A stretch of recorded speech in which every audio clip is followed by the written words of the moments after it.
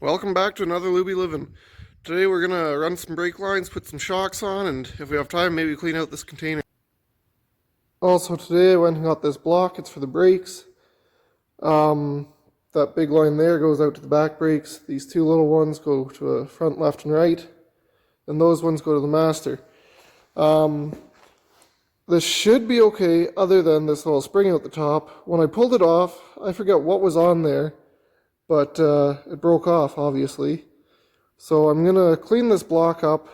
I don't know whether I'll paint it. I'll just probably clean it up, bolt it back on, and then run all my lines. And then when the truck's all done, I'm going to try the brakes. Obviously, if they don't work, I got to replace this block.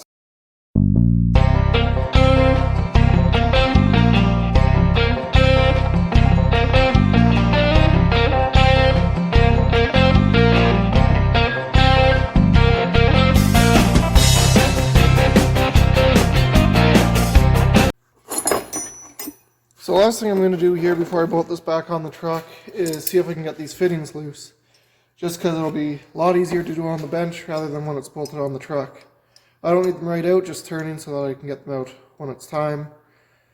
I didn't get this block completely clean, but it looks a heck of a lot better than what it did before. Maybe not on the camera, but in real life it's quite a bit cleaner.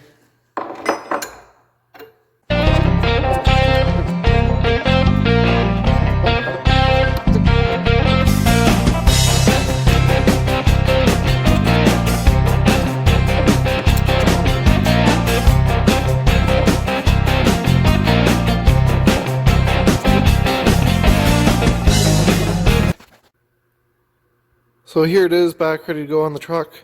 I put those two in just loosely because those two lines will go to the master cylinder, but I'm not running them until the cab's back on. So I just don't want to get them mixed up because one's 1/4 inch line and one's 3/16. So just make sure I know which one goes where. I think I have it labeled in my notebook. I drew a little diagram, but rather safe than sorry.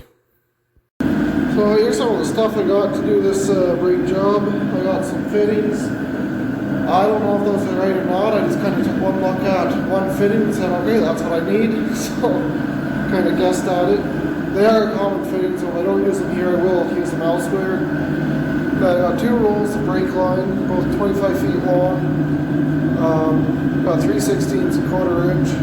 Now it's got kind of a copper and gold color. That's because this brake line is called Cupro nickel, and it's made out of a copper alloy, so it won't ever rust, which is pretty cool.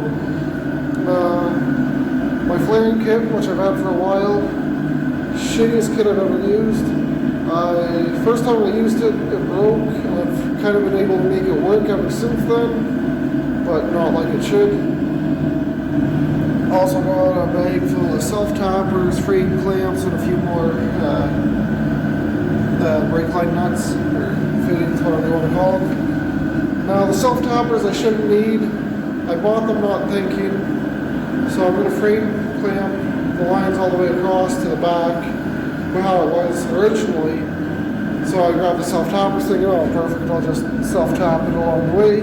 But there should be bolts there from original that held the lines on. So if not, we got replacements, but if there is, well then I just won't use the self-tappers. So one thing I always do before I start a brake line is I grab my fitting and I make sure it fits in where it needs to go.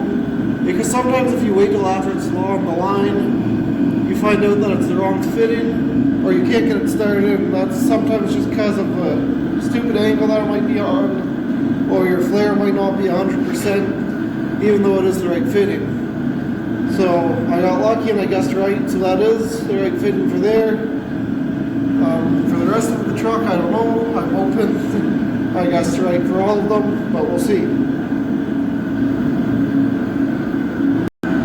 So to start, I'm going to run a short little line from the top there, from my left front, just across over to there, that fitting I just pulled out. And then we'll start with the right front, which will just go from the bottom, loop down, over to here, and then we'll run one for the back and go from there. So So to set this up, you have your line about an 1/8 inch past your block here. It's hard to see on the camera, but that's what it is. Then we got this little plug here that slides right inside the line. So we're just going to slide it in there. And then you're going to get this, kind of sits in there, and you're going to tighten it right down. So after you run your tool in all the way, your line should look something like that. It's hard to see, but that's what's called the bubble flare. So now you're going to take just the cone on your piece, run it in again, and that's going to give you what we call your double flare. And that's what most brake lines use. So this is our finished product. It's really hard to see in the video, but if you were to do a bird's eye view of it, it should have almost a cone shape in the center to seal on your component, whatever it threads into, and then a nice kind of collar, and this should slide right up there and seat nicely. Because with brake lines and pretty much any flared line, you seal on the flare, not on the threads like a pipe thread. So it's important to have a good flare. So we're making some pretty good time here. We got all 4 shocks on. We got to get the bottom bolts in there yet.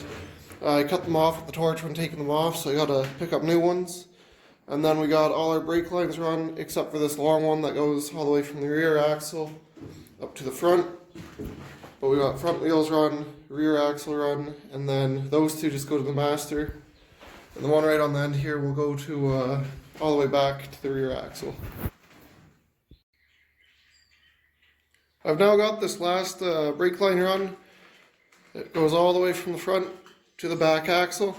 Now, as you can see, I still have it coiled here. I don't have it flared or joined at the axle where it goes, at the flex line there. Because before I do that, I want to make sure it's secured all the way along the frame. So I got these little clamps right here.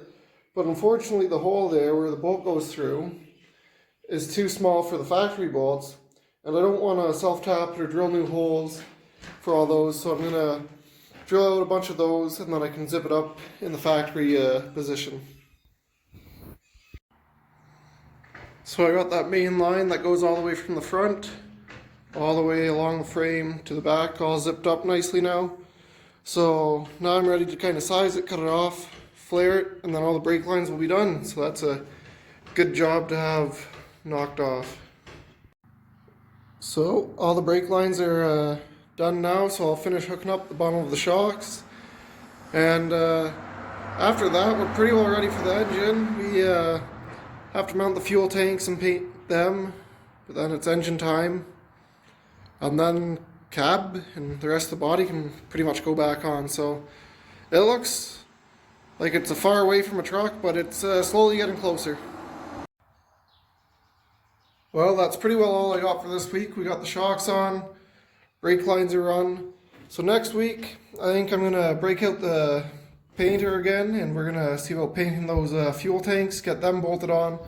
Then I'm going to give it a big wash, because as you can see, some of those old bolts that I've been pulling out, they've been leaving rust all over the frame where it was nice and clean before. So I'm going to give it a good wash, and then I'm going to touch up anywhere that may have been chipped or missed the first time I painted. So thanks for watching again, and stay tuned next week.